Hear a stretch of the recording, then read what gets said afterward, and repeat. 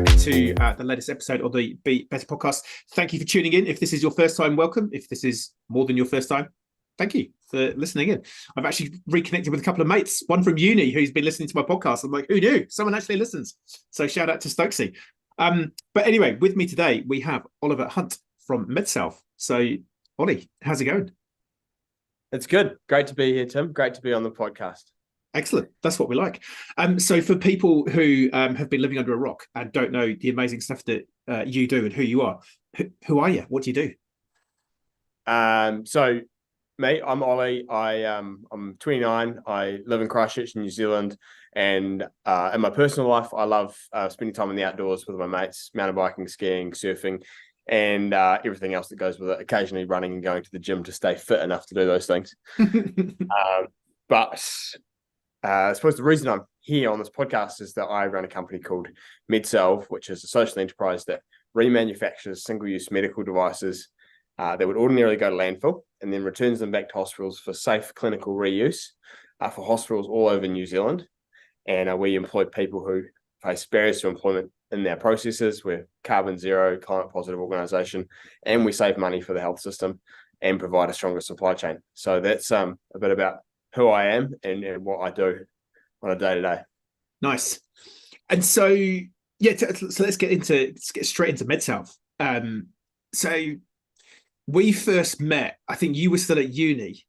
I came in to give a talk on B Corp at quite a high general level. And I think, because when were you at uni? It would have been... Oh, it seems like a long time ago now, but mate, from you think it's a long time ago? Yeah. 2013 through to 2000 and the start of 2018. So I did a mechanical engineering degree and then I finished off with a master's in engineering management. Wow. Yeah, that's definitely not my vibe. Medieval history for me, much easier to bluff than actually knowing shit. But yeah, I was, because I think I remember that talk I gave. I was trying to like, how do I connect with a bunch of students? I was like, I'll try and give them some reference as to when I was at university. And so I was at university in 1996 to 1999. I was like, so does anyone recognize this person? I put a picture of Sean Fitzpatrick up, who was the captain of the All Blacks in 1996. And most of the room were like, no idea. And I was like, do any of you remember Princess Diana? And most people were like, no. It's like, well, she was still alive in 1996 anyway. And this was the #1 song in New Zealand. How bizarre. In 1996, I think most people know that song. So that's why I made the connection. But how did Medsalv come about? So you sort of in mechanical engineering to medical device sort of recycling, bit of not a direct connection perhaps. So tell us, how did Medsalv come about? So probably good to cover off like how we met, because it's a good wee segue into this. Is that throughout my mechanical engineering degree, I gradually came to the realization that becoming a design engineer wasn't for me. Like I probably, not really the person to do that. I could do the work, but I wouldn't have, enjoyed it on an ongoing basis. So as I got further through that mechanical engineering undergraduate degree, I got more and more interested in businesses and how one could create one, because I thought it was just, really interested in projects when I was younger. And a business is kind of the ultimate project, because you've got the things that the business makes, the people, the structures, everything that goes on. And so when I met you, I was at an entree seminar in the undercroft at the university. That was it. And it was you were introducing B Corp, and you did this really good talk about, I don't remember the Sean Fitzpatrick thing, but you did this talk about how a lot of people go through their lives and they, find a good job that pays good money and they work hard in that job, but that job doesn't necessarily align with what they see as their own purpose personally. And many people don't even know what their own purpose is either. And I thought this was kind of funny because you talked about your time working with Johnson & Johnson, slinging implants. And there you were standing in front of a bunch of university students in T-shirts and shorts, but you were wearing a suit. And I was like, there's some irony here. It was a navy blue suit, and it was sort of like, we could put this on the back of a bus and you'd be flogging houses in no time. And so I missed my true calling in real estate. I do it. And I remember striking up a conversation with you about hip implants after that, because my uncle was a surgeon and you knew him professionally. And so we ended up having a conversation afterwards, and I was sort of like, this is an interesting conversation, because I sort of challenged the fact that, you were in a suit and had worked at J&J, and it's just a big flip for you. anyway, that kind of got the idea in my head that, I was really interested in business, but business didn't need to be without purpose, and it could actually deliver positive impact, more so than I had potentially considered. One of those things that I probably hadn't thought about so much, but having that conversation with you and understanding the B Corp framework was definitely, well, okay, there's a different way of thinking about something that I hadn't considered before. And so sometime after that, I needed a master's project for my master's in engineering management. And that course is mostly coursework, and then the last 40% of the course is a project. Most people will do a project for a large company like Frontier or Synlay or, down there, and they're doing an optimization of supply chain or the new drying process or something like that combines all of the engineering and engineering management disciplines. But you can also start a company. And so I initially had a project lined up with a company in Christchurch called OSIS, but we weren't quite aligned on whether or not I was going to get paid. And when we figured out that I wasn't going to, I was like, well, that's not quite how I wanted it to do. And so I was like, well, shit, I need to come up with a project, and I need to do it fast because I've got to start this thing soon. 5 months of work to cap off my master's. So I went around to the aforementioned uncle's place, and I was just before the election. It was about September 17, 2017. And I said, look, the health, funnily enough, is back on the radar. The election's coming up in a week. What do you think is going to happen, if we have a change of government? And he said, oh, probably nothing. And it's not going to make a big difference for people. But we kind of pursued the conversation a bit further, and he started a couple of companies in Christchurch that do medical devices, and he's a surgeon, obviously. And he said, look, at the stuff in my garage, why don't you try and figure out a way to remanufacture or reprocess that or make it sterile again so hospitals can reuse it, and that can be your project. And I was like, interesting. All right, I need to do some validation that this is actually potentially possible. So I went back to my mates at OSIS, and I said, look, all right, we know we're not doing this project, but what do you reckon? And they said, well, yeah, definitely. It's definitely possible. We looked at this. We just couldn't make it work a few years ago, 10 years ago at that time. And I was like, okay. And they said, well, look, have all of our stuff, have our documentation, have our research. And you can figure out, see what you can do. And by the way, here's a couple of customers you could potentially go and talk to. So they gave me the first intro to a nurse manager at Burwood Hospital, who I went out, met with, and I didn't even know what the product was going to be. But yeah, that was the start. And so I built a process around this one product. They told me that was the right product to start with. I built a process around it. A year later, I got it into the hospital. So I worked for an entire year from the date that I started my project through to the date we had our first purchase order, sans salary or any other form of, employment contract. And I won a few awards over that time period because the idea was so good.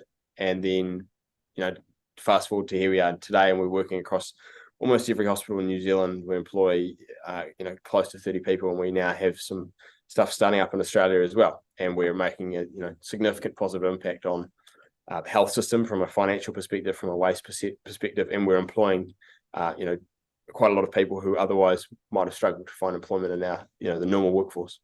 So yeah, it's been good. And that's a bit of a condensed version of the journey and how it started, I suppose. That's super cool. The UC Entree, for people listening not in New Zealand, so University of Canterbury, is Entree still going? I don't know. Possibly. Yeah, and I think so. It sort of it continues to evolve as like time goes on, but it's the entrepreneurship club. There's a number of clubs at the university, and at the University of Canterbury is kind of known for having a really good club scene. I was involved in the Canterbury University Board Riding Association, which is sort of lined up with my skiing and surfing and stuff.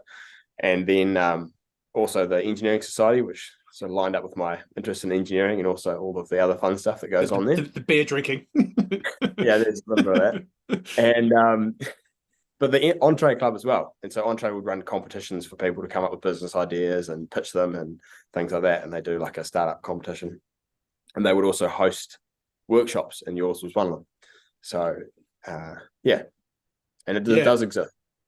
Yeah, because there's been quite a few B Corps that have come out of it. So Brianne West at Atique, she won won or got runner up maybe in the Entree. So it used to be that it was like a a startup competition as well, where if you created a startup idea, you'd have some mentoring from some industry experts, which I think I was one for a couple of years. I worked with Bridget Williams, who had a different idea, but she's now doing Beat and Proceed, which kind of was a spin out of her idea.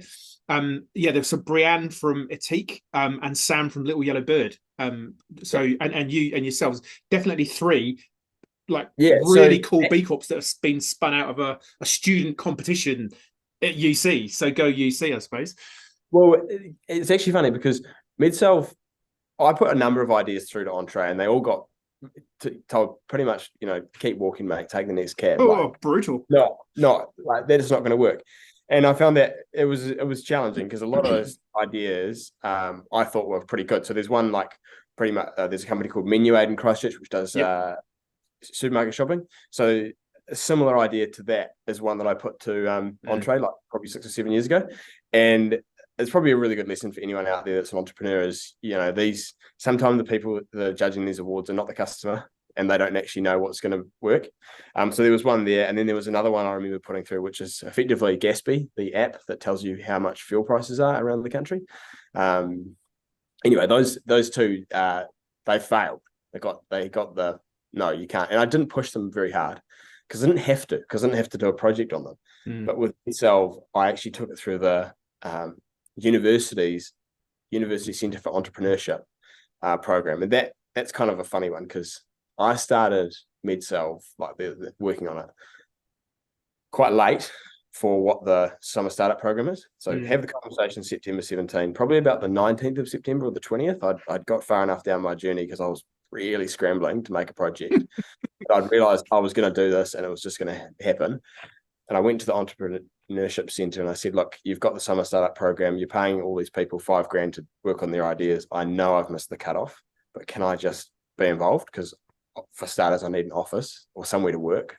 Otherwise, it's going to be a pretty lonely summer. And they said, look, we'll let you in. It's all good. You're just not going to get the $5,000 because we've already given all the money away. And I remember that year I was at the races in sort of early November. And the program starts on the 20th of November. And I was at the Christchurch races, the end of October, start of November. And I got this text saying, we found more funding, you're getting the scholarship. And I was like, mint. But it was pretty good that they didn't give me it right then and there because, I'll put it all on. It could have been off to a flying starter. It could have been a real but a hole in the bottom of the boat. But I'm not sure that's in the investment playbook. Yeah, take the initial seed funding and go to the casino or the races. Well, that's right. So anyway, I started the program there, did the entrepreneurship thing over the summer, and ended up winning a few of the awards. So 2 of the 5 awards at the end of the showcase. So we all did a 3-minute pitch. You have to pitch your ideas to about 200-300 people. And Medsalv won People's Choice and Best Opportunity. Which always, because there was one of our not competitors, one of the other companies in the competition or the program, Komodo, well, at the time was called Satisfying Sport, and you probably know Chris Bacon. And he won Best Pitch, which really got me. But not that you're competitive. Not that I'm competitive. So anyway, that was the start. So and then a few months later, I won an award, and it was effectively $100,000 in kind for many of it, $20,000 in cash, and that kind of paid for the equipment and the stuff that we got to get going. Got a few grants, and then a year later we were actually operating, which is quite a long time when you're 23. 1 year is a bit of a slot. And if I'm perfectly honest, I'd finished the summer startup program and I was trying to figure out whether this was going to fly or not. And I turned up to the awards evening for this Dream Believe Succeed award. And I was one of the sort of 7 or 8 contestants, and I was convinced that there's no way I was going to win. But I turned up in a suit anyway. And I won. And Medsalv won. And I hadn't even told anyone. I'd been playing tennis with some mates earlier in the day, and I just put a suit on and turned up and won. And I was amazed. And then I was like, all right, well, I've got to give it a real good shot now because someone believes in me. Didn't make it. It still was a really tough challenge to get into hospitals from that point onwards, but we're there now. Yeah, man, that's such super cool. I mean, I guess it's sort of proof that pressure makes diamonds in some ways. You go under the pressure, immense pressure to find a project. But do you, because you talked about how, you had these other ideas like, these apps and stuff.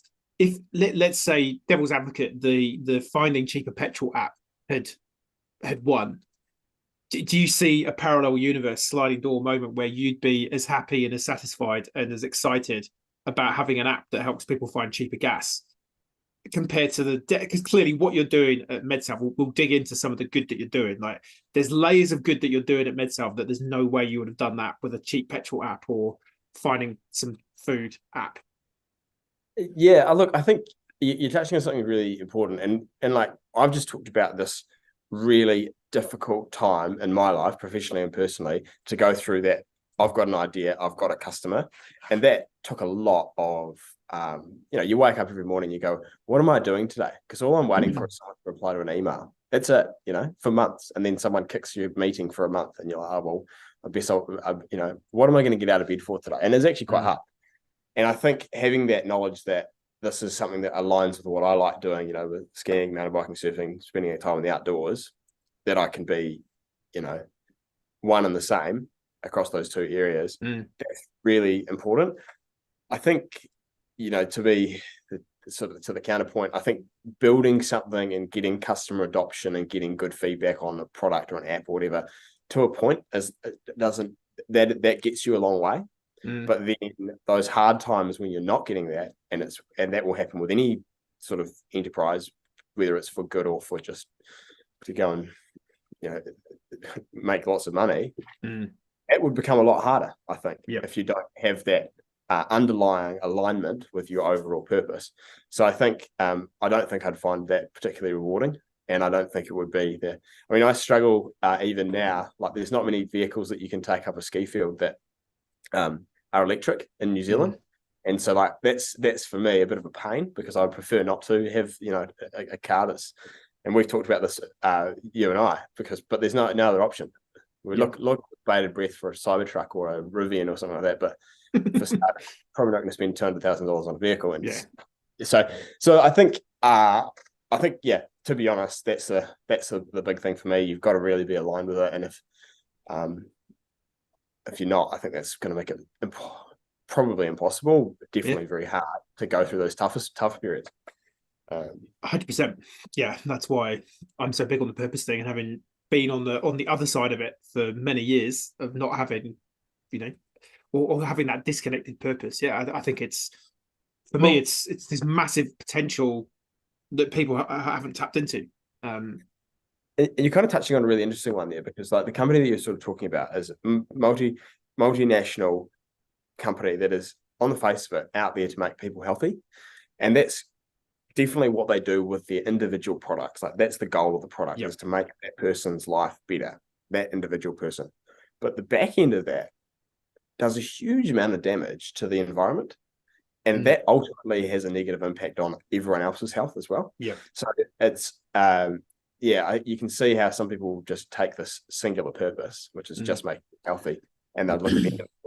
So it is an interesting one, but I think having that fully aligned all the way through, and every decision that you make within business, be considering against your purpose or your what you want to be doing. I think I mean that was the big thing for me. When I was working in the medical device world, and sad, I mean, have you been watching the painkillers stuff on Netflix about the OxyContin stuff in the US? And heard of it? I think that is the more pernicious side of the medical device world, and that was what really got me to leave, was the fact that beyond environmental impact, actually there's frequent examples of where the actual core product that was being sold wasn't fit for purpose and was actually destroying lives and sometimes killing people, when actually, the root, the Hippocratic oath that more broadly should be associated, what you think should be associated with the entire medical industry, at first, do no harm. Actually, the underlying driver for the medical device industry that I was a part of was make money at all costs. And if we lose a few patients on the way, it's a reasonable expenditure that we can deal with in lawsuits and compensation.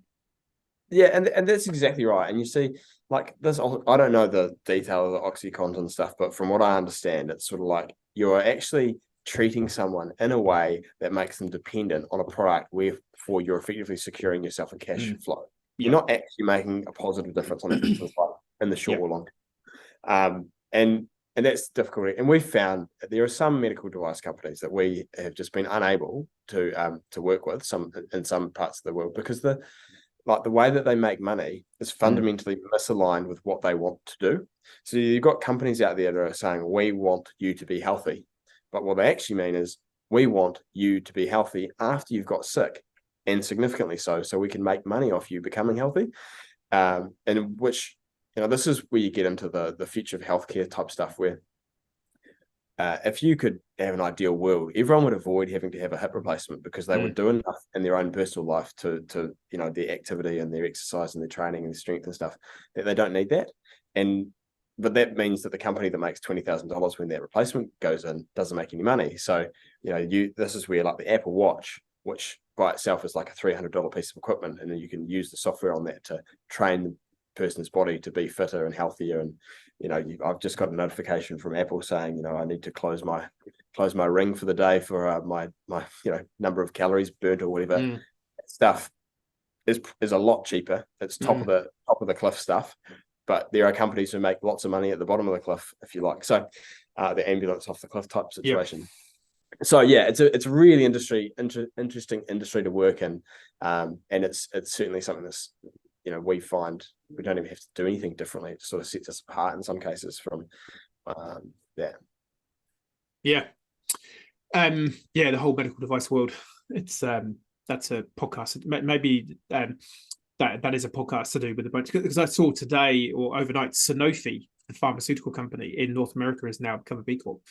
And a lot of people were kind of like, oh, how can Nespresso be a B Corp? I'm actually more, well, how can a pharmaceutical company be a B Corp? I don't know Sanofi well. I sold, as we sort of mentioned, hips and knees, and then spinal instruments and implants, so physical products. So I don't know as much about the pharmaceutical world. But yeah, I'm kind of like, okay, Sanofi, interesting. Have they...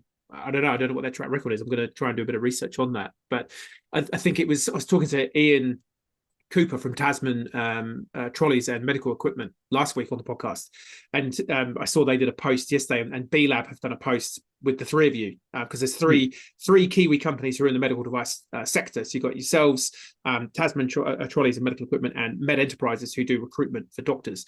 And I'm going to write I have it in my tab to complete the post on the fact that it's a crying shame that there's only 3 medical device companies that are B Corp certified. And it's like, for the industry that should be about care and impact and only doing good, the fact that there are so few B Corps, it for me is quite telling of the wider industry.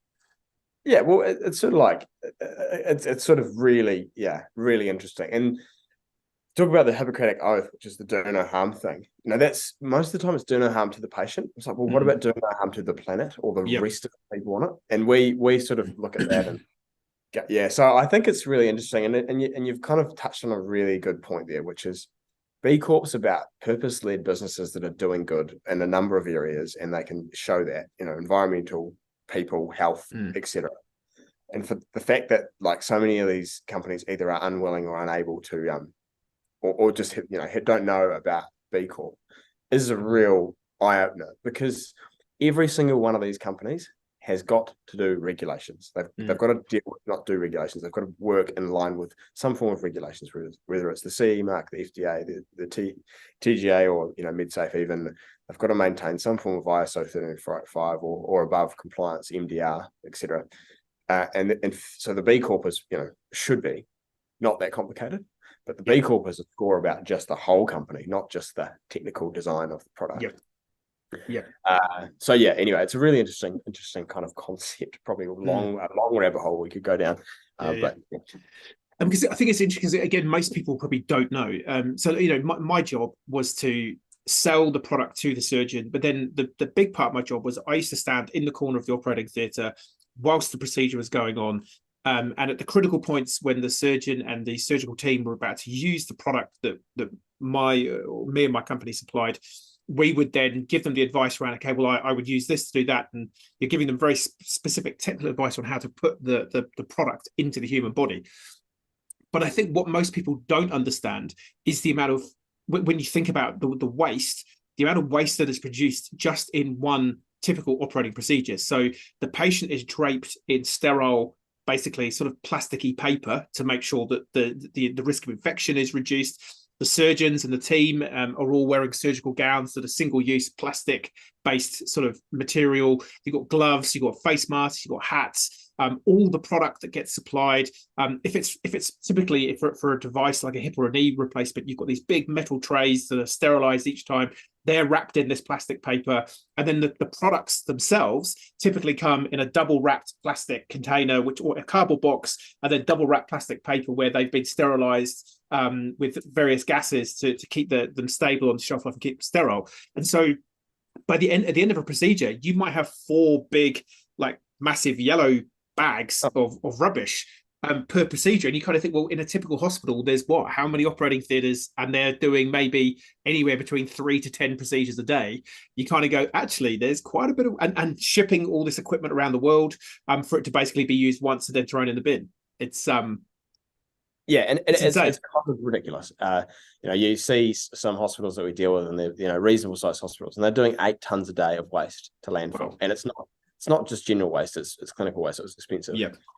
And so there's that, and then there's also just like, and I think one of the things I think, and I've been doing this for a long time now, is the reason that we're at this sort of stage with healthcare is kind of a multitude of factors. One of them is not many people understand that. So your average person walking down the street, unless they're a nurse or they're directly involved in the provision of health surgeries, doesn't actually know that that goes on every time.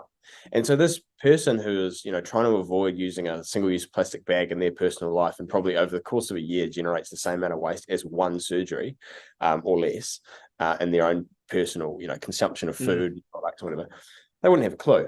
And that's really interesting when you consider that a lot of the healthcare delivery in New Zealand and Australia and the UK and other places is funded by the government, who are trying to get people to stop using plastic.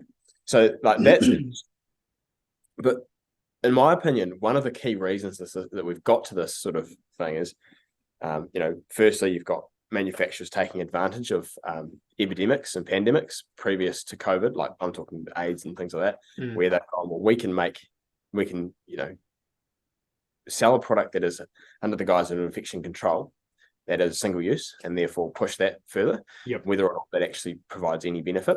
In some cases it doesn't, in many cases. And then the other one is the design. So I'm a big fan of beginning with the end in mind. And so this is a little bit off the reservation, but like one of the best examples of design that we have here in Otautahi, Christchurch, is the town hall. So the town hall is an acoustically amazing building that was designed and in conjunction with Marshall Day Acoustics. And so when you go into the town hall for a performance, it's the sound is amazing. It's one of the world leading pieces of architecture for sound. But the way that they got there, and they've got this fantastic building which has recently been rebuilt following the earthquakes, is that they brought the design engineers into the room at the first meeting. And so they built a building with the purpose of being acoustically excellent, and obviously able to hold people and all of those other constraints that they need. They didn't build an office block and then go and bat in a bunch of acoustics. Work out how to make it sound good.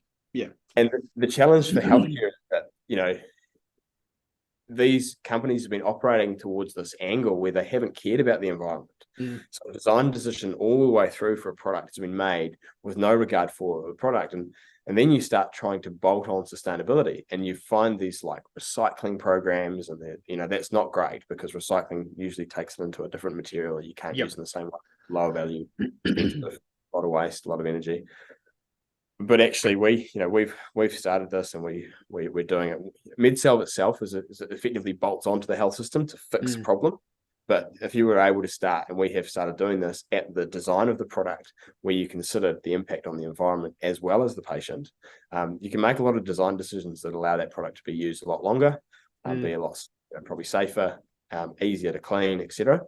But obviously, a product that's easier to clean means the manufacturer is probably going to sell less of them. So you've got this misaligned incentive between these multinationals. And then couple that with the fact that they're being manufactured in a faraway country, and that manufacturer doesn't want to do any activities in a high cost of labor country, they would rather make it in, China or some far away country where the cost of labor is relatively low, ship it somewhere, and then say goodbye to it once it's been used.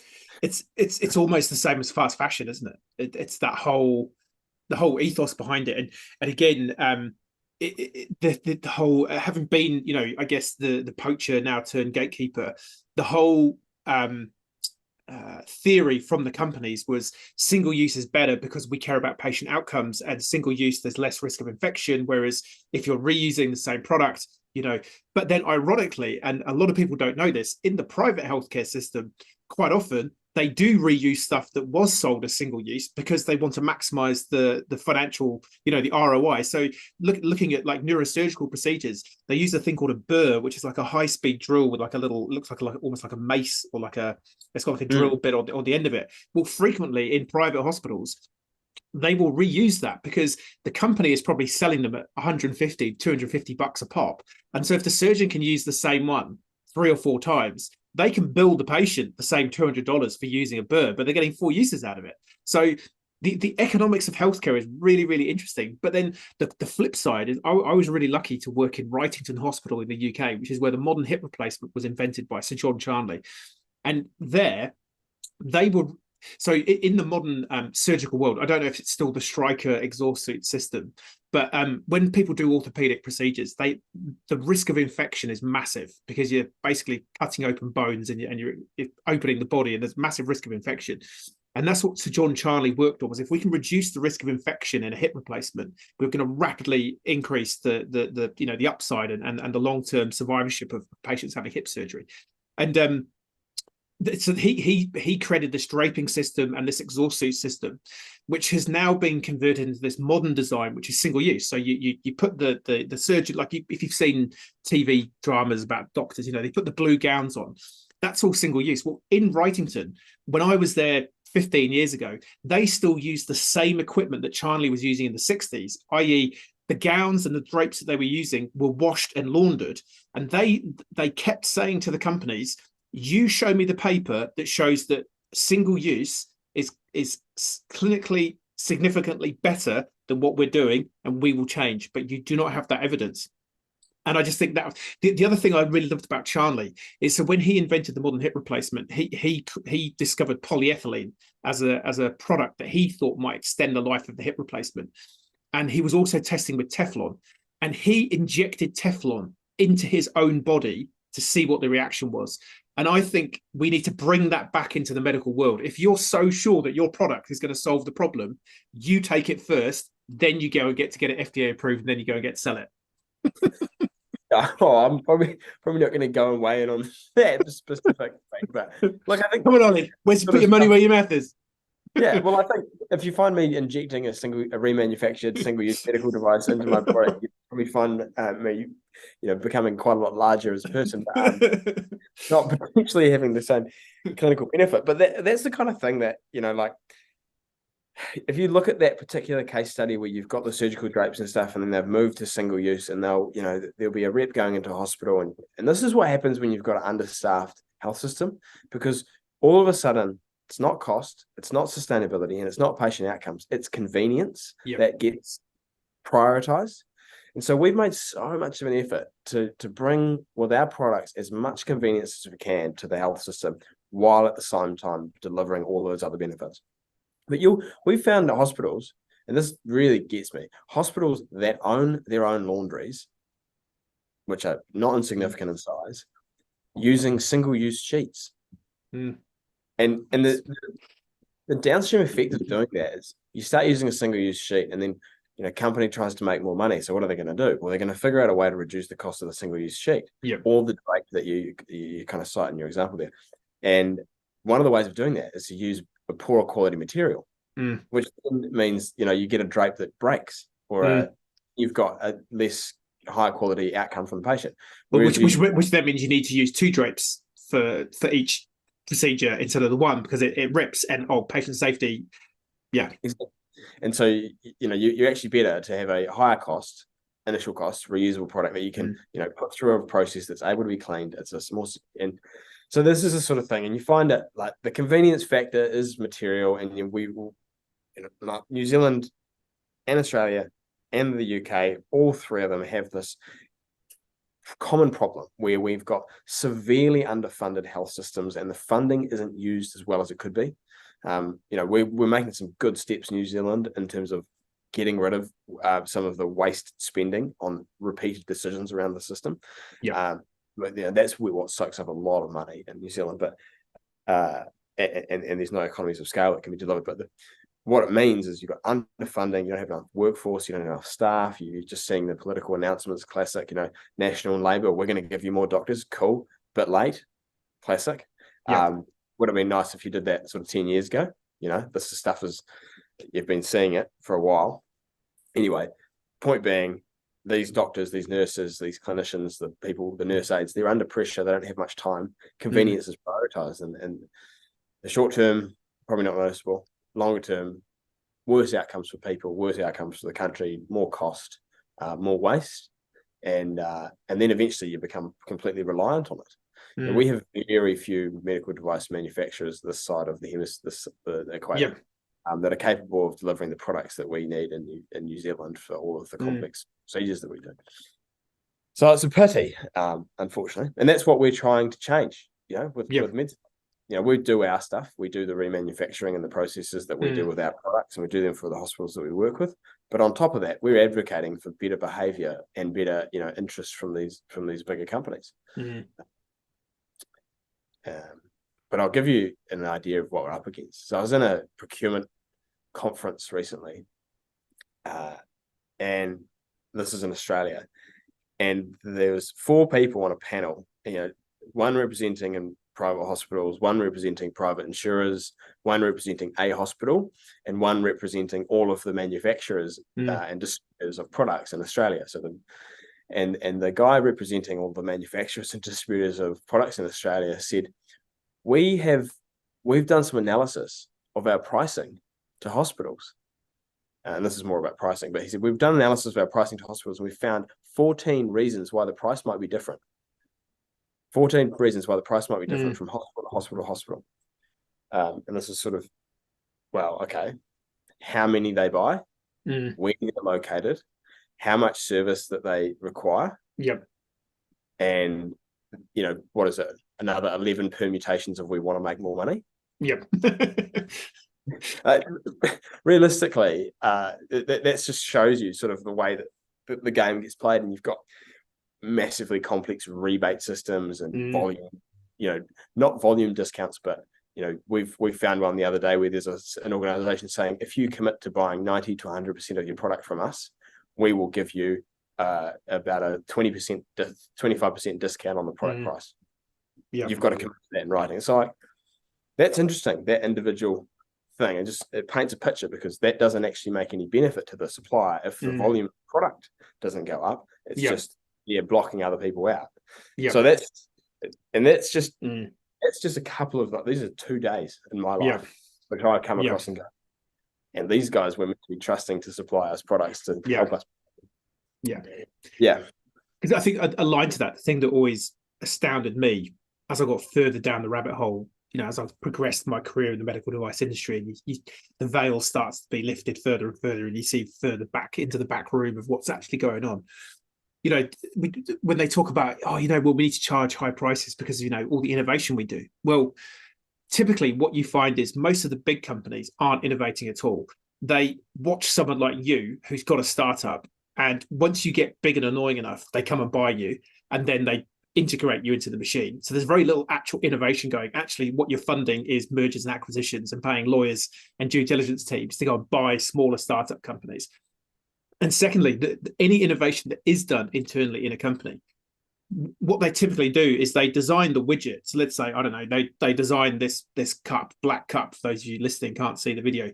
They then also patent the teacup, which so it's like a slightly different shape with a handle on it. And then they patent 50 to 100 variations either side of those to make sure that no one else can launch an even vaguely similar product for 25 years. And then they sit on those patents because they know that they only need to launch the one product that has to be marginally better than the last one that they launched 25 years ago. because they can sit on the patents, and if anyone tries to innovate around that innovation, they slap them with lawsuits. So instead of actually all, if you've got all the smart people like yourself, engineers, designers from all the medical companies in the world, and said, right, we're going to lock you in a room for a month. And between all of you, you need to solve all the pressing medical problems that we've got, and they need to be cost effective, sustainable, provide positive outcomes, and just be amazing. You'd probably knock that out in a day, let alone a month. But no, the companies want to maintain shareholder primacy and make as much money as possible. Yeah, and it's always really interesting because even like we're not a huge company, but even in companies of, you get companies of our size, you get differences in reasons to be there from people within the company. And like I can tell you now that the objectives of our engineers we're pretty aligned as a company. The reason that people work at Medsalv is because they value the purpose that it brings to their life, and they don't want to be making a negative impact on the planet, environment, people, healthcare, etc. But what you find is the bigger the companies, you find these people who work in those companies and they're engineers, and they're getting pissed off because they're getting told to figure out ways to make a product single use. Yeah. When you're actually just there to make the product deliver some healthcare, and it's super interesting to see how that transpires. And one of the ways we see it is because people apply for jobs at Medsalv.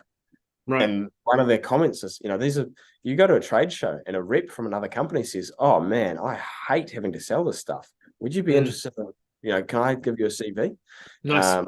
Or I'm an engineer for company X. I'm wondering if, like this or whatever. Like some of the stuff they do is pretty disingenuous. They'll just make a normal product white. It's like, well, it could be blue and it will still do the same thing and it will still be able to clean just the same. And but if it's got like a minor piece of a scuff or like a minor mark, it's not actually going to not clean. It's just going to recolor it. Then it will prevent it from being able to be used again. And so I find that really interesting. And people maybe don't understand that because they're not operating within the paradigm of this could be reused. It's a hilarious industry because you can sort of like, as you say, lift the veil, open the kimono and you go, what? Why did you do that? Oh, you did that. Yeah. Okay. Nice one. Yeah. Cool. Yeah. And so you're making some waves though. You're making some progress. You're changing the narrative. Seemingly. Yeah. So we got our first customer within a year of idea to customer, roughly. Our second customer took about probably 9 months from then. But now we've got 57 hospitals across New Zealand engaged with our programs. So there's 66 in New Zealand. 57 of those are engaged, and the majority of those engaged are buying products back through us, either directly or through some of the companies that have had the foresight to go, actually, we should work with you rather than trying to aggressively punt you out of the market. Crazy idea. Yeah, amazing, isn't it? And we've got, I mean, to be honest, there are a small number of potential customers that we don't service in New Zealand. And that's because of the novelty. And what I mean by that is there's some people who have struggled to grapple with the idea of taking what a product is that's single use, remanufacturing it and returning it, and it's still being safe and capable of doing the same job without posing any risk to the patient, etc. And that's health for you. Even if it's the perfect decision that's been made in all of the bigger hospitals, then you will still always find people who are saying, "Oh, it's impossible," whether or not they have any kind of valid reason to have any concerns about possibility of anything. But so we're working well, and we've got really strong interest from across the Tasman. I think it's been interesting to see the difference in culture between New Zealand and Australia. Like New Zealand probably perceives itself as a bit greener than Australia. Yep. And maybe that's correct. But when Australia and Australians decide to do something, they do it a little bit harder. Yeah, and it's at scale. Yep. Yeah, and they go, well, we're keen on doing that, and we will do that, rather than, okay, well, we've got some bureaucracy to deal with in New Zealand. Whereas in Australia, it's been a little bit quicker. Yeah, I've got a good mate of mine, Adam Harris. He's a business coach, EOS implementer. He's from the UK originally. He always says, in New Zealand, it takes you 5 minutes to find the decision maker, but it takes them 5 years to make a decision. Whereas in the UK, it takes you 5 years to find a decision maker, but they make the decision in 5 minutes. And I think that feels like the same with Aussie. It's like if you find the right, it's going to take you longer to find the right person, but they'll go if you've got a good offer. Yeah, and to give you like some exact color on around that, there is a hospital that we work with in New Zealand, and we've got some great people that we work with there. But it took us 4.5 years to get them to actually use a product for Medsalv that has, avoids it going to landfill. And that really, that is shocking, because what you end up with these, we can, which is, you could just say no, and I'd feel a lot better about myself for a time period. 100%. You say yes. Hard maybe is way worse than a no type thing. But the other thing is, this particular organization has got a goal of zero waste to landfill by 2030. It's like, hello, we might just be able to help that. Yeah, so and you do find like a little bit of like, if you think about their organizations as a hierarchy, which they are, the people at the top want this. Yeah. People at the bottom want this. People in the middle can sometimes find lots of mud or treacle to drip all over your process. So that's just life. But so my job is not about sustainability, and it's actually about making change. And that's what we do across the health system, and we help encourage people in other ways. Nice. Yeah, you're multifaceted. Yeah. And that's the thing. I mean, it's been the same with me, me giving my talk to you back in 2014, far out, it, you don't know the influence of something, that the conversation that you've had with someone in 2017 that is going to boil up and create some change next week. It's really hard to know what you do or say, and it's not always a linear effect of change. Us and then pretty much. Yeah. No, exactly. So it's good. I think New Zealand is kind of getting its head around the idea that New Zealand by itself probably not going to solve the world's climate or environmental crises. But as a small country, it's kind of like the perfect place to innovate and learn things that can be shared across the rest of the world. Yeah. As long as you can get that decision-making speed up. Yeah.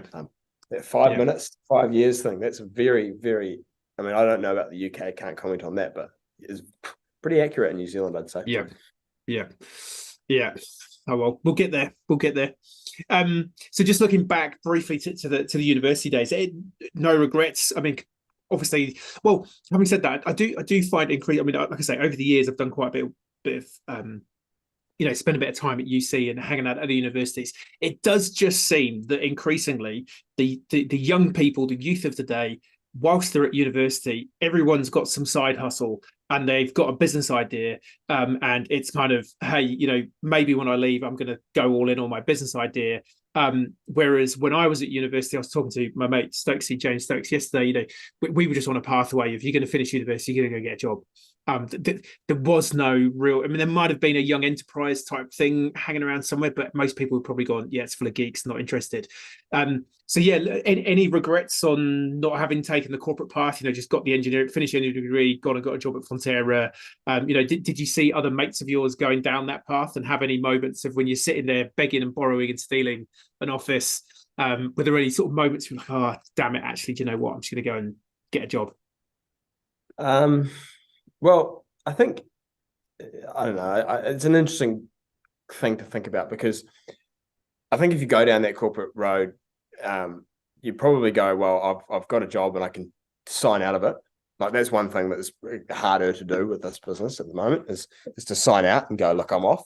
If I get a phone call on the weekend and it's Medsalv, well, I'm gonna respond to that, because it's my name on the business, and I don't want to let our customers down, or employees, our team members, anything like that. But so like, can you turn off? It's a little harder to do that when you're sort of invested so heavily in this business. On the other side of the coin, I think it's more fulfilling. So the highs are higher and the lows are probably lower, because it means something different to you when it's just sort of so invested in it. I think the same token, though, I have learned a lot with this business in terms of taking it from one person who was doing all of the work and everything, customer engagement, the processing, the design of the machines, the whole shebang, through to where we are now, where we've got, multiple teams of people who are doing that work, and I'm having to learn how to manage managers who are managing, there's in some cases managing their own supervisors or managers. And so that, from a professional development perspective, has been, quite remarkable for me. And I'm still very much learning that. And luckily I've got a really good team who I've built around me who can, play their part. They're also developing as well. So a lot of time spent actually bringing them along the journey, personnel development. No one that works at Medsalv would have had a job in this industry if Medsalv didn't exist. So we haven't hired people from other companies that already had that experience, and that's kind of good because we get to do things our way. Nice. And that you don't bring any of that sort of interesting sort of other medical device, all the baggage. Yeah, exactly. So I think it's been good, and I certainly get a lot of there's a little bit of freedom not being in a massive multinational company to be able to do things, and that sort of freedom extends to our team as well. I don't know. I just don't even think I could anticipate or contemplate being in one of those organizations and doing that stuff. It's just so different. As I get better at doing the roles that I am, Medsalv will naturally have more process. We're a pretty process-driven organization, being ISO accredited, etc., and B Corp already, and we will become more that way as we scale and do things. But the good thing for me is every day is a new challenge. Yep. And that was relentless but fun. Yeah. Well, I think you clearly have that entrepreneurial spirit. The fact that you were part of the Entree, club, and even, just looking at all of that, I think fundamentally people like you and me are unemployable in the real world. Who would have us in a large, because I think you're very much like me. You just be pointing out the idiocy and but why are we doing that? You've stated this, but you're doing that. This makes no sense. That's what I always found in big companies. Like, you say this, but you're doing the different. And either I'm really dumb or you're not doing what you say you do. Yeah, well, you're right. And to be honest, like, I have to bite my tongue a fair bit within the health system, because there's sort of things where you scratch your head, but one of those steps is you realize that you can't just call things out straight away. That's not necessarily going to make change, because change is not about whether you're right or wrong. It's about bringing people on the journey with you and making them the journey. That good old journey. Yeah, all that's up, and you can add more corporate speak around that as well, if you like. But to the point, a bit of bullshit bingo. Yeah, exactly. Yes, it all comes down to people. I don't know, and I suppose every company will go through a stage where it's about the product and it's about the initial service delivery, and eventually you get to a stage where actually you're managing people who are managing people, and that is making sure that they've got all the tools to do their job. I don't know. And as I said, still a lot to learn for me. Nice. At least you acknowledge that. There's a lot of leaders and managers out there who think they're perfect and don't think that they need to do anything different or have you. So that's awareness, self-awareness. Know thyself, as the Oracle at Delphi would say, is a key part of that journey. All right, so getting into the B Corp side of things. So obviously you connected to B Corp pretty early in the piece in terms of the business idea. Listening to this crazy bloke in a suit, I guess I was wearing a suit because the company I was working for at the time, I wasn't self-employed at the time, and the company I was working for, you wore a suit and tie. I don't think I've worn a suit and tie to a work meeting since I started my own business in late 2015. Hence, t-shirt is how I roll these days. So yeah, you connected under a B Corp. So when did you? So the business you started 2017, you said. So so I actually think that our talk, you might have done your talk maybe 2015-ish. Yeah, I think it would have been around about then. And I started Medsalv 2017, the end of the year. So 12th December was when I just incorporated it, but like from then. And I think it's a balancing act, because we were like, well, we've got to do the B Corp thing at some point, and we're always going to have it in the back of our mind. And then we looked at it, we saw the successes. You talked about Brianne West and what a fantastic business entrepreneur, high executing person that has delivered such a fantastic result, in that space, and as a B Corp and as a leader. So that's super cool. And we were looking at these things and going, okay, well, when's this going to be right? But it's probably better to have the customer, because the thing about B Corp is you do have to have a bit of documentation, you have to have a bit of history, you have to have a bit of a track record to show. And then, so we started that, and we were like, okay, we'll talk to the experts here, because we know what we're doing should fit in well, but I'm a competitive person, and I know that B Corp doesn't like talking about the score, which is sort of like why have the score, I suppose. But either it's binary or there's a scale, and we wanted to be right at the top of it. And so we were like, okay, we know we're probably going to be able to hit B Corp if we just went through the process right now. Yeah. But we were like, we can probably do better as a company. It'll bring us up in terms of our own things, and it give us some more stuff to differentiate against the existing processes in the health system. Yep. So that's when we engaged with you, and we went through that process of, okay, where are we? What have we got? What things can we tidy up? And there's some areas that are easier and some things that are harder, in terms of manufacturing and where things lie. Like, to be perfectly honest, New Zealand has a high minimum wage, really high minimum wage. And what the minimum wage is has absolutely no bearing on what the public health system will pay for medical devices, which is an interesting thing. But, so we looked at that, and we moved that. And we also, we've always had an upwards pressure on wages anyway from internally. So things like that. So we worked through a whole bunch of stuff to do what we could to improve things over the course of, I think, 6 months. And a lot of it was actually just taking what we already do and writing it in B Corp language. So take it from ISO documents and then to that. And then we submitted, and we went through the process of waiting for about a year until we went through that review process earlier this year. And we came out with a score of 139.4, which I think for a company of our size and nature, and definitely sector within New Zealand and probably Australia, is the highest.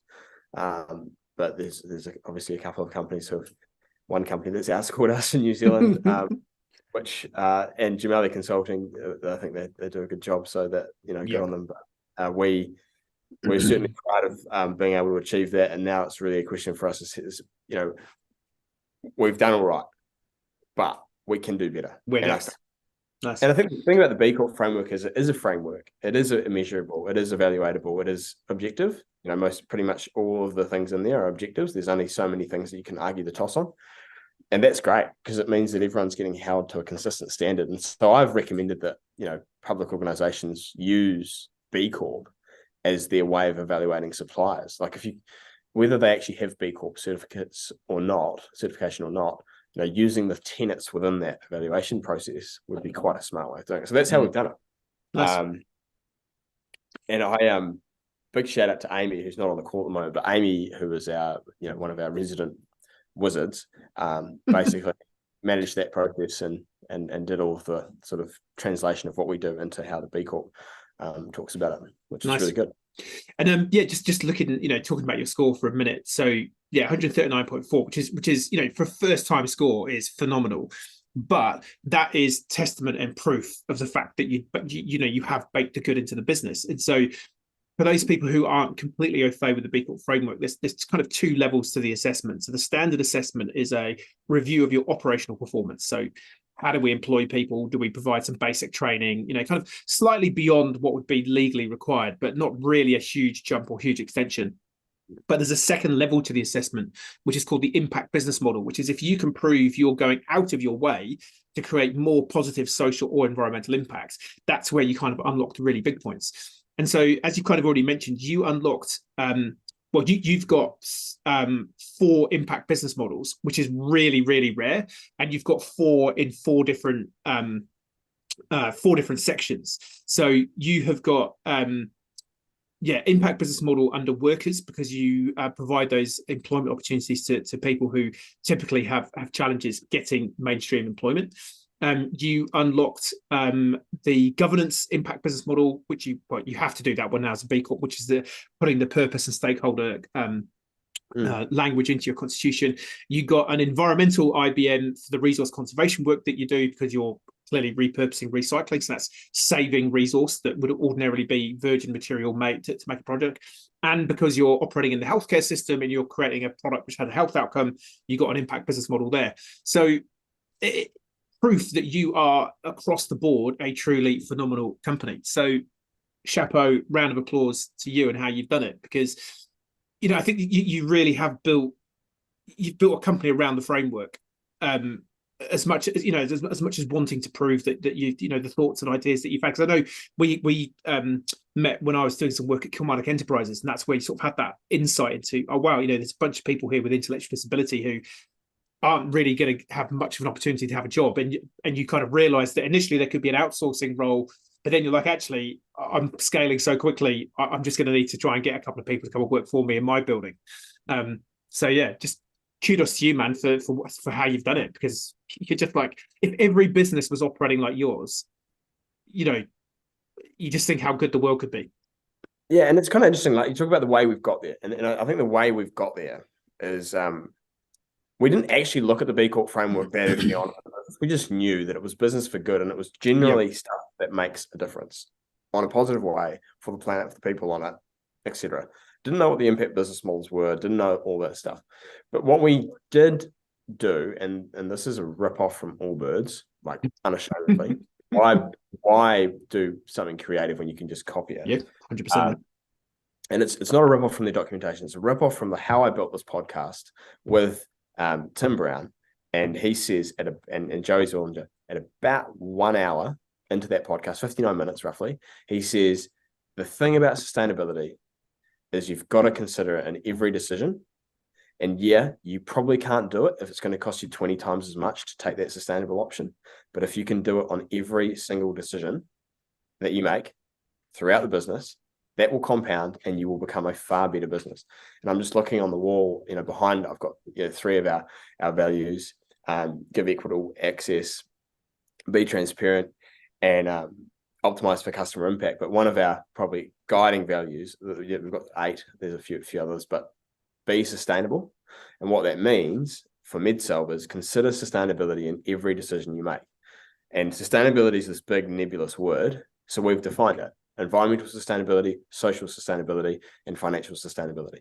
Now, that means every time we make a decision, every time we have a business case that we look at, every time we consider a new product or a new market or a new, whatever it is, that lens and all of the rest of our 8 values get applied across that. And I think that's probably the main reason we've been able to do it. Like, if you look at, and this kind of ties well into what I'm talking about with the town hall analogy, or the town hall kind of design process that they went through. We've got these guiding values that are there, and they inform every decision. They're there for our team to make decisions when there's no one else there. I've say to them, if you can make a decision and you can point to all 8 of the values and show that you've appropriately considered them all, I'm going to have a hard time disagreeing with that decision. And so we've defined that. That's been there, and we use reusable cartons to move our product around the country. That costs us probably more than the current way of doing it, which is, and this is financially cardboard, but it delivers a benefit because we can now report on the number of cardboard boxes we haven't had to use, recycle, otherwise. Recycling is not actually a panacea for that issue. So I think that's the main way we've done it. With the other stuff is, keep it simple, be ambitious, be authentic, and do good quality work, and that rounds out our 8 values. But the be sustainable one is probably the key, the key driver and reason for the business to exist. Nice. And I think that this is the differentiator between how you're doing it and how these other companies actually give a shit is, when I worked for Johnson & Johnson, they had the credo, which was, our number one priority is to the people who we're providing our medical devices to. The second consideration is to the doctors, surgeons, nurses, and support staff who are helping those patients get better. Our third consideration is to the communities in which they're all based. Our fourth consideration is profit. But that was just a lie, because almost every decision in the company was around profit, which is why they've had, the ASR hip replacement, one of the biggest medical device recalls in the world, because it was a profit-based decision, not a patient outcome-based decision. And so I think that the key is, and I think this is what's coming through, particularly with, entrepreneurs of your generation, your age group, is you actually believe the values that you've written down on the piece of paper, and so do your team, and you actually hold each other accountable to them. Whereas in a lot of other companies, they go, well, we're just going to put the blankets over the values, and then we're going to have a quick conversation about how we launch this product, and then we'll lift them back up, and then we're all good, and we can all be happy that we didn't see that. I think like we had a customer come through this morning, and we were talking to them about some of the things we do. Like, there's a lot of things that we do at Medsalv that are not immediately obvious to the outside bystander because we've been too busy working with our customers to update the website or put it on LinkedIn or whatever. One of those things is that, when we've got products that they reach the end of their useful life, they can't be remanufactured because they've been damaged in a way that we can't fix. We take off the polyvinyl chloride tubing from them, cut it up, like physically cut it up with a pair of scissors, and put it into a box. And we just build up these boxes of cardboard boxes that we've received from our suppliers, like Office Max. Because unfortunately, being the mighty beast that Medsalv is, it can't get reusable every other one of our suppliers yet. And we ship them to Wellington for them to be turned into a playground matting material in a injection molding facility called Matter in Otaki. And every time we do that, it costs us $500. So, $500 on it, when we could alternatively just chuck it into a bin and pay $30 or $40 to. And that's one of those areas where actually we're paying quite a lot more than it would be otherwise to do the sustainable option. But we don't want to be telling our customers that we're just sending their stuff to landfill if it hasn't. That's just that's the thinking there. And we're not in the, we don't want to run at a loss, because then we'll be prevented from delivering our positive impacts. But it's the same thing as you're saying. Just have your values and actually live them, rather than.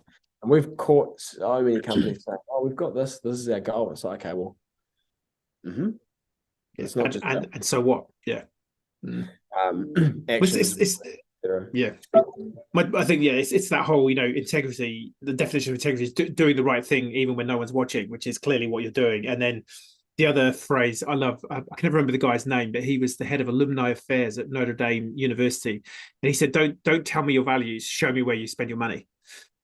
That's it's proofs in the pudding. It's like, yep, and I think this is where you're crushing it. It's like, yep, we say we do it, but we are actually doing it even when we don't tell you about it, and you're not looking. We're still doing it. But if you want to know that, you can come and see, because here's the proof.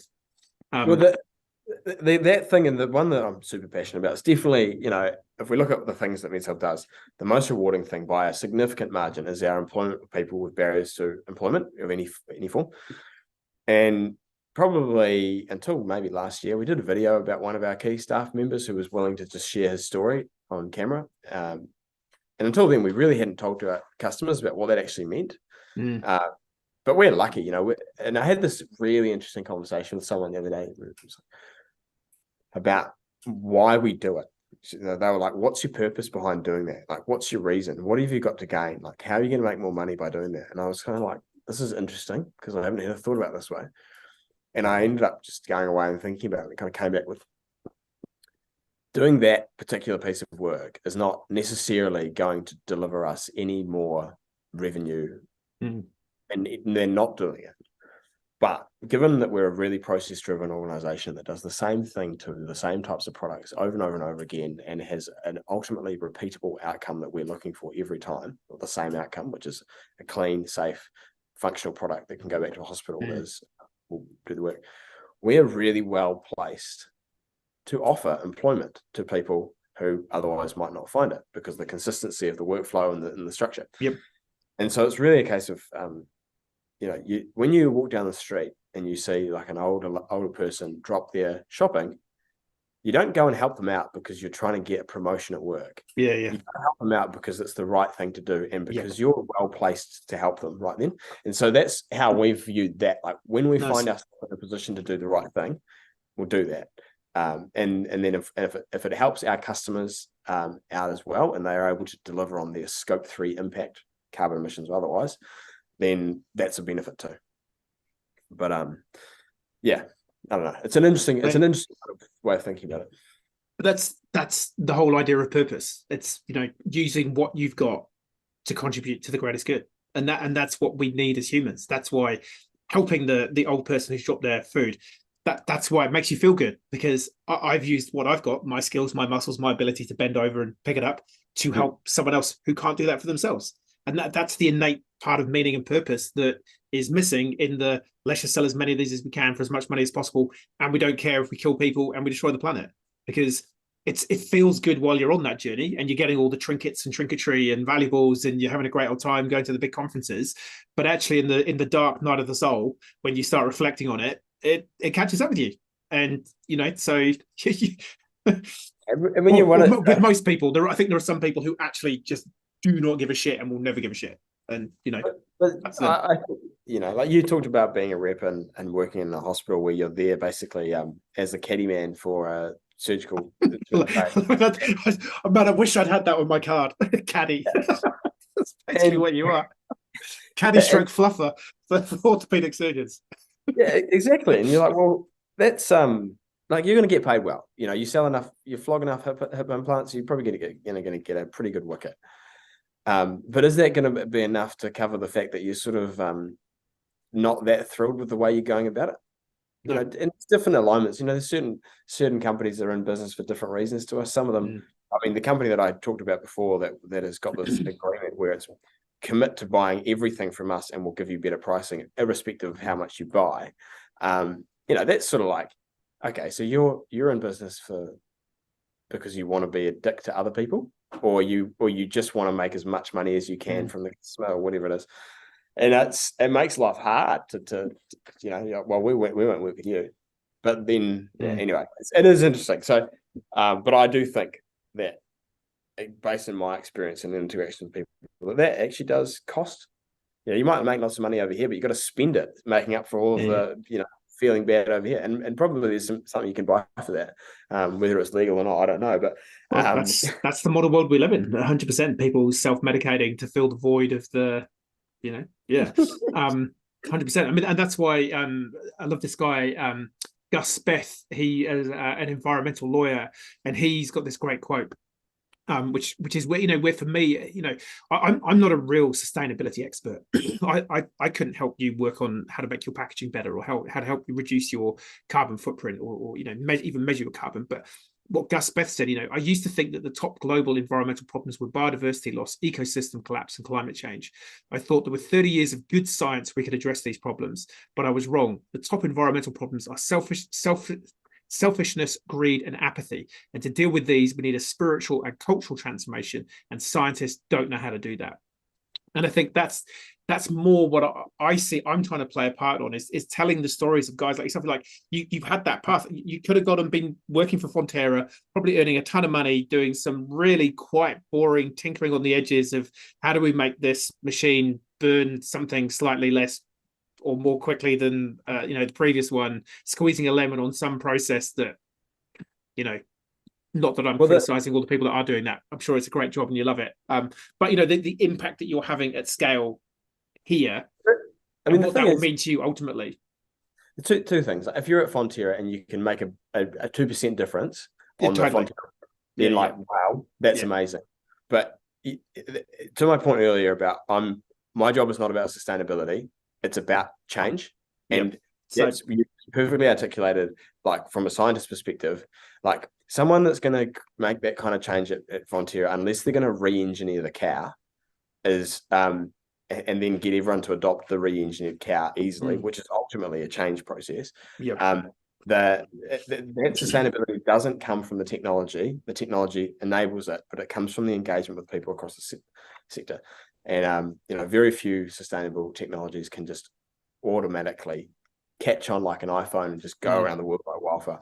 So preferably not like wildfire, because that's kind of nice.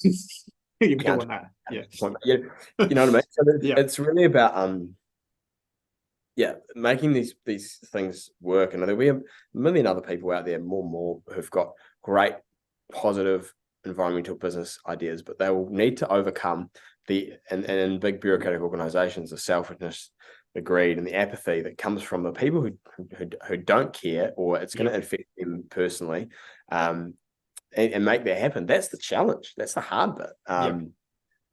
When I talk to people senior in our health system about what our challenges are, they're never about the complexity of the product. It's all about the relationships and all that stuff. And are we going to take people out to golf to get them to buy a product? No, we're not. We won't do that. It's not the sort of business that we want to be. But if someone else is, then that makes life a lot harder for us. So man, fun times. Hey, look, Yeah. well, we've been going for quite a while, and I know you were on a bit of a timeline. So just finishing up, what does the future look like for Medsalv? Obviously, you've mentioned possible global expansion or at least regional expansion into Aussie. In terms of impact and doing more good, was there anything from the B Corp journey that you kind of got your eye on, or just in general making more impact into the future? Well, we'd like to improve our score.